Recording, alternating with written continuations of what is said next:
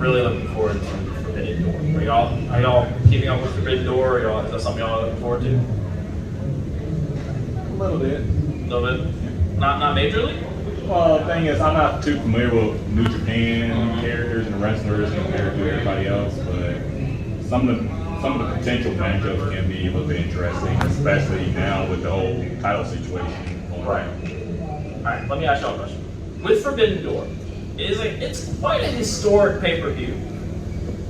Why doesn't it feel bigger than it should be? I think aside from the title match, like the uncertainty of the interim title match, there's no real storylines behind it. It's just your fantasy matchups between New Japan versus AEW. Similar to if y'all watched ROH back in the day when they had that New Japan versus ROH type of situation. I feel like with Forbidden Door, it feels like it just feels like an anomaly. Like it doesn't feel as important. It's a historic thing. Like New Japan is a huge promotion. AEW is a huge promotion. They're coming together to do a show together. I'm sure they're going to sprinkle in some Ring of Honor matches because they've kind of ended up the tag titles being defended there, and there's no like promotion for that. But it feels like it should be bigger. It feels like it should be something that's going to be really historic. But it just feels like another show, and that bothers me a little bit. I feel like it's going to be disappointing. Kind of feels like a video game where you're picking and choosing people. Yeah, it just feels like a video game where they're just we're gonna throw here's Tanahashi, we're gonna throw him out. Like who's Okada? Again, this goes back to the mainstream thing. There's nobody in New Japan that's mainstream here. Exactly. All the people who were mainstream in New Japan are already here. You know, Bullet Club is already running its course. I like that they're still going on. I like that they're still injecting some new members. I hope they can get another climax because they've already climaxed a few times. But there's no mainstream appeal with New Japan. So how do they make Forbidden Door feel bigger? I could suggest doing this, but like I'm going to go back to the invasion angle of WCW and ECW. The invasion angle. There was a lot that was wrong with it, but what about the concept of them really like here we are. There's a match, and no, we're not letting it happen. We just knock the crap out of whoever the poor person that's in this ring. We just showed that like we're here, and it's a big deal, and we're making a splash. Like I don't know that they've had a moment like that. No. Or finding ways to just tie it in somehow, even if it's just more video segments. Yeah, I think they should be showcasing more New Japan talent on Dynamite, on Rampage. They have AEW Dark, they have AEW Dark Elevation. There's so many different programs. They should be like, what do they do on Dynamite? They just brought out Tanahashi. He did his little pose, and they're like, that's the guy. If I'm a dude just looking through the channels, or I'm just a casual viewer, who is that guy? Like, Exactly. why do I want to watch him wrestle? Like, I feel like they need to do a better job of making it feel bigger. Like, again, if AEW had a streaming service, they could be like, here's a collection of matches from these people. Go watch them. But it's like, do they kind of use YouTube for that? Do they use some sort of promotion with the New Japan World where it's like, y'all need to see these matches to see why they're important? Like, where's the mainstream appeal? Did they bring in? Are there any real big free agents they can bring in to get some appeal? Do you call up Bray Wyatt, window, and be like, hey man, are you signing with WWE, or do you wanna come make a splash? Like, what do they do? Like, do you bring in a celebrity match? Because then that's gonna anger the wrestling fans. Because then it's like, why are you bringing this guy in? Like Logan Paul. That was crazy. But like, I don't know. I don't know what they do. Do you think AEW has enough going on right now to support a streaming service? Yes. Like just them? I do. Because now that they have the Ring of Honor tape library, they have decades of stuff. You can do a lot of stuff with that. Now that they own the All-In pay-per-view, they have that. And they have years of content with AEW stuff they can also use. I'm sure they could reach out to some indie promotions and be like, hey, y'all want to come in on this? Because, I mean, there are some independent promotions that there are some, like, Fight TV has a lot of indie promotions. There's, like, was it IWTV? They have a lot of indie stuff that streams on there. AEW can reach out to some of them. They can reach out to, like, Southern Honor over in Atlanta. They can reach out to some of the local promotions here or throughout the country and be like, hey, how would y'all like to join in on this service? I definitely think it's plausible. I think the WWE Network moving to Peacock was a failure. I feel like it lessened the brand. I feel like it destroyed the value. Because the few times I've watched a WWE premium live event on Peacock, it hasn't been great. It lagged. It's just the presentation doesn't seem, and there's ads. Yeah. That's another thing too that kind of got me was you pay. All right, fine. You got Peacock. You pay for the WWE Network along with the other stuff on Peacock, which is fine.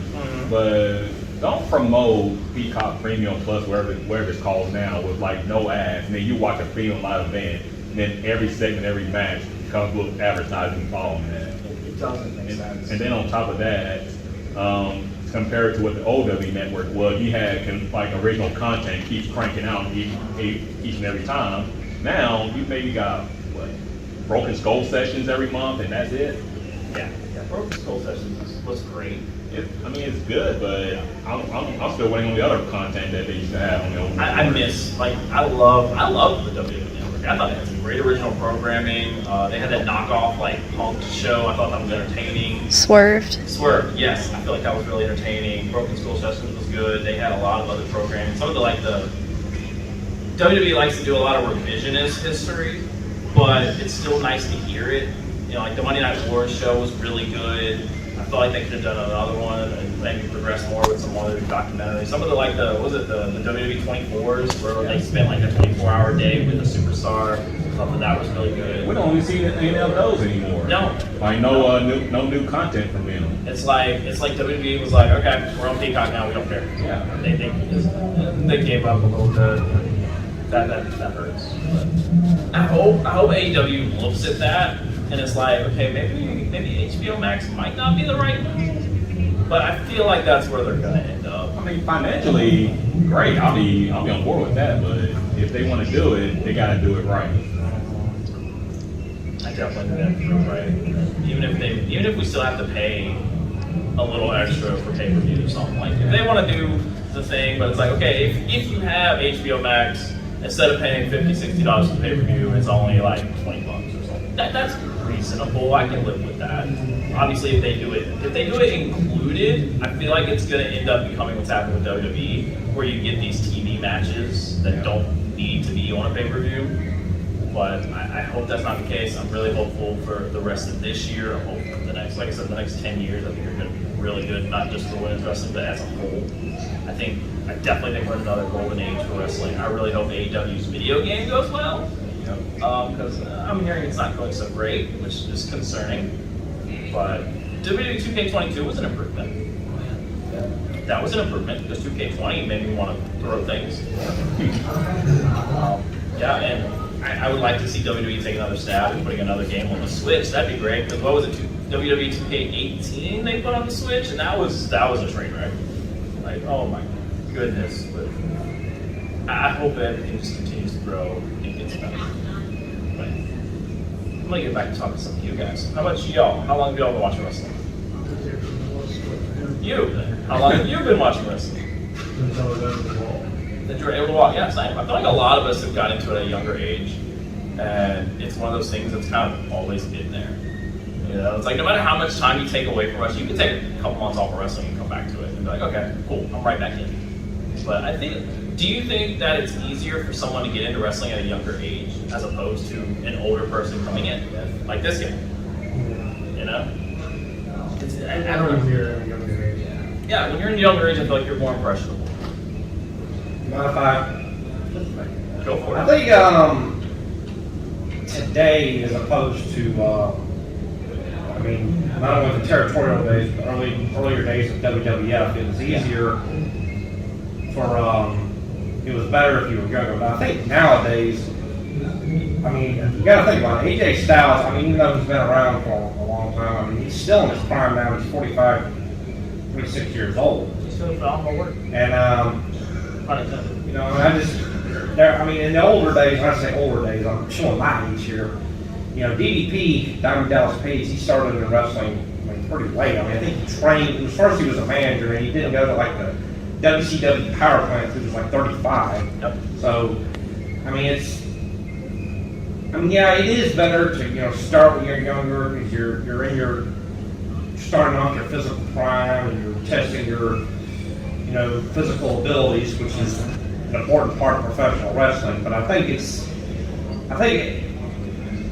what I'm trying to say is it's more the industry and being able to become a relatively good rated star at a later age is more accessible than it was 20 and especially 40 years ago. Yeah, I can see that. It's just getting into the business is hard. Yeah. Whether you're as a fan or as someone who wants to actually get in the ring, I think it's hard. I mean, there's so many training places you can go to, but you have to be careful that these training places aren't just some jobber guy looking to take your money and he's going to chop you until your chest is bleeding. You know, it's like you got to find a safe place that you can go and train, and then you got to make sure that you're not going to get stuck there, or you're actually going to go somewhere with it. I mean, there's some people who get into the business and then they decide, maybe I don't want to be a wrestler. They transition to be a manager, or they transition to be a referee or an announcer. But there's a lot of avenues you can go to. I just think it's a matter of finding what you You're want good. to do. Me, I'm totally fine with just being a fan. I'm good. I've taken a bump in the ring before. I'm good.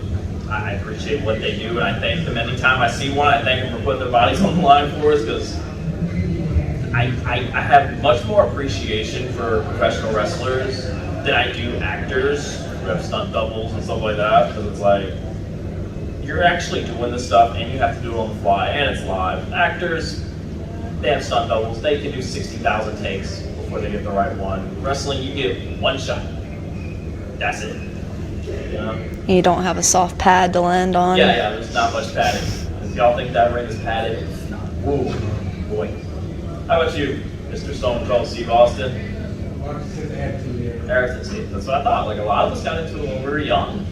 Like, some of my earliest memories are watching WWF on Saturday mornings with my dad. And it was like, that was the thing. Wrestling was like, it was like a live action superhero to me. Like, these guys were real. I mean, I love Spider-Man, Batman. I'm a huge Marvel guy. But to me, it's like, wrestling was like, these are real superheroes, you know? Like, these guys actually exist, you know? And people like, you see like the bigger dudes, like freaking, we're going back to the 90s here, we're like, you see a guy like Ahmed Johnson, and you're like, that dude's huge.